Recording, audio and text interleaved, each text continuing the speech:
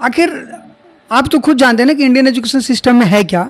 बच्चे जब जन्म लेते हैं और स्टार्टिंग जब पढ़ाई क्या करते हैं, गांव में अगर पढ़ रहे होते हैं तो उनको मनोहर पोथी और गुड इंग्लिश दे दिया जाता है। और गुड इंग्लिश का जो सबसे ज़्यादा वर्ड रटने में बच्चा अव्वल है, वो सबसे अच्छा स्टूडेंट माना जाता है।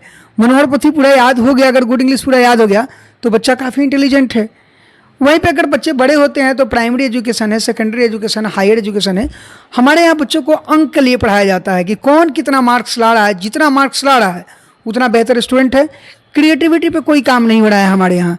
जैसे कि बच्चों के अंदर अगर क्रिएटिविटी है, कुछ अलग कला है, कुछ अच्छा है, तो देख लीजिए हम कोटा फैक्ट्री देख रहे थे, तो उसमें महेश्वरी क्लासेज में जब स्टूडेंट एडमिशन लेने गया तो उसने कहा कि अगर 95% वाले बच्चे सिर्फ आईआईटी निकाले तब भी आईआईटी में सीट कम पड़ जाएगा। आखिर टॉपर बच्चे कहाँ हैं?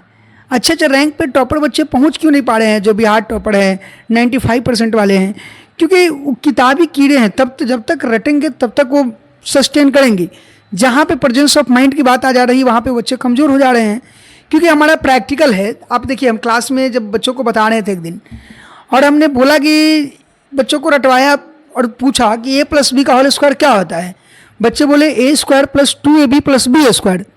फिर हमने 1 + 2 का होल स्क्वायर सवाल दिया, बच्चे ने उसको बनाया 1² + 2² + 2 × 1 × 2। आंसर 9 आया, लेकिन उसको डायरेक्ट भी तो बनाया जा सकता था ना। 1 + 2 का होल स्क्वायर, 3 का स्क्वायर 9। यानी कि बच्चे फॉर्मुलेटेड हो जा रहे हैं, फार्मूला बेस्ड हो जा रहे हैं। यानी कि सीधा सीधा मेरा अर्थ है कि पढ़ा लिखा व्यक्ति कमज़ोर हो जाता है, सच में कमज़ोर हो जाता है। होता क्या है कि जो पढ़ा लिखा व्यक्ति नहीं है वो चीज़ों को डायरेक्ट सोचता है। एग्जाम्पल के लिए आप मार्केट में जाइए, सब्जी दुकान पे जाइए या किसी किराना दुकान पे जाइए। जब जाइएगा ना, जो पढ़ा लिखा आदमी का किराना दुकान होगा कैलकुलेटर यूज कर रहा होगा, और जो नहीं पढ़ा लिखा आदमी का किराना दुकान होगा या सब्जी की दुकान होगा डायरेक्ट हिसाब जोड़ देगा। 23 रुपये केजी कोई सामान लेते हैं अगर आप, और उसको 250 ग्राम ले रहे हैं, 300 ग्राम ले रहे हैं, 350 ग्राम ले रहे हैं, तब भी मुंह पे कैलकुलेटर से ज़्यादा कैलकुलेट फास्ट करके देता है। यानी कि हम बार बार प्रूफ ये कर रहे हैं कि पढ़ा लिखा आदमी कमज़ोर हो जाता है। नहीं भाई, पढ़ा लिखा आदमी वो कमज़ोर है जिसके अंदर क्रिएटिविटी नहीं है, जो रटने और रटाने वाले विद्या पे ज़्यादा, एजुकेशन पे ज़्यादा बिलीव कर रहा है। जैसे कि आजकल की जो महिलाएं हैं, पति बाहर काम कर रहे हैं और महिलाएं घर में हैं। ठीक है, सुनिए, पति बाहर काम कर रहे हैं और महिलाएं घर में हैं, तो बच्चों का जो होम ट्यूशन लगाया जाता है, जो ट्यूटर आते हैं होम ट्यूशन पढ़ाने के लिए, वो सिर्फ इसलिए आते हैं कि बच्चों को स्कूल का होमवर्क करा दें। ठीक है, बच्चे स्कूल का होमवर्क कर लिए, हो गया। बच्चों को हम लोग बाहरी चीज़ों को बता नहीं पा रहे हैं, डिफरेंट चीज़ों के बारे में बता नहीं पा रहे हैं। जैसे कि आपको बता दें कि अब इसका वजह कहाँ दिख रहा है।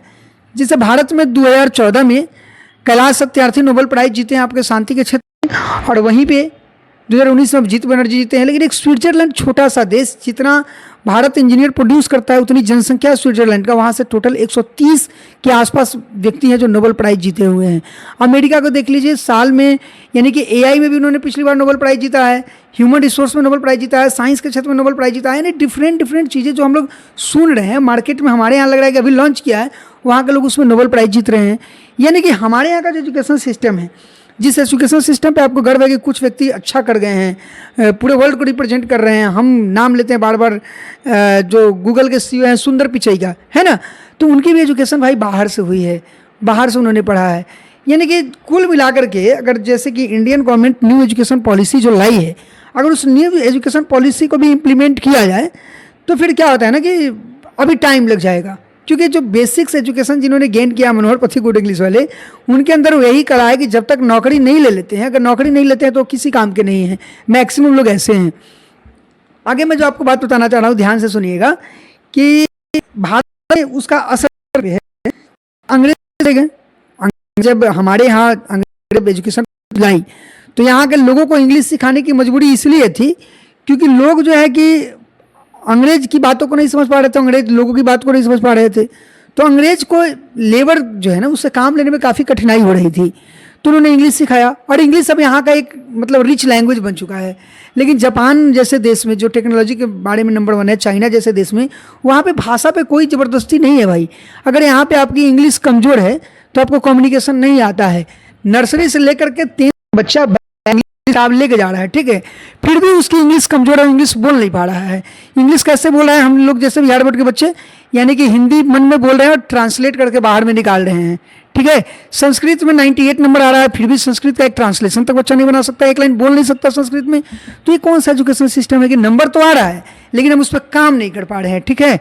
तो इस पर हम लोग को ध्यान देने की ज़रूरत है, बच्चों को समझाने की ज़रूरत है, और हम चाहते हैं कि हमारा वीडियो बच्चों को दिखाया जाए और बताया जाए और इस पर थोड़ा थोड़ा करके इम्प्लीमेंट किया जाए तो लगता है कि कुछ बदलाव हो सकता है। हालांकि बातें तो काफ़ी है, किया जा सकता है कि महाभारत में गुरु द्रोणाचार्य भी अगर पांडवों को शिक्षा दे रहे थे तो किसी को उन्होंने गदा सिखाया, किसी को तीर धनुष सिखाया, गाड़ी अर्जुन बनाया, किसी को कुछ सिखाया, किसी को कुछ सिखाया, किसी को पहलवानी सिखाई। तो उसी तरह से हमारे यहाँ जिस बच्चों को जिस चीज़ में इंटरेस्ट है वो तभी हो पाएगा ना जैसे कि न्यू एजुकेशन पॉलिसी लागू होगा। लेकिन कुछ साल हो गए न्यू एजुकेशन पॉलिसी को आए हुए, अभी तक लागू नहीं हुआ, और हमको लगता है कि अभी इम्प्लीमेंट होने में काफ़ी टाइम लग जाएगा, 7-8 साल तो कम से कम लग ही जाएंगे। ऐसे बातें होती रहेंगी।